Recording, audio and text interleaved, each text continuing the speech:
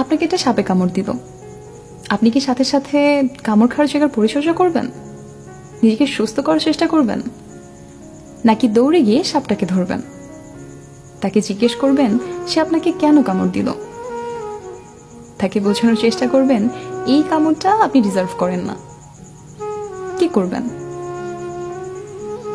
ঠিক একইভাবে যখন জীবনে কারো থেকে চূড়ান্ত লেভেলের বিষ পাবেন, সেই বিষাক্ত মানুষটার পিছে আর ছুটবেন না।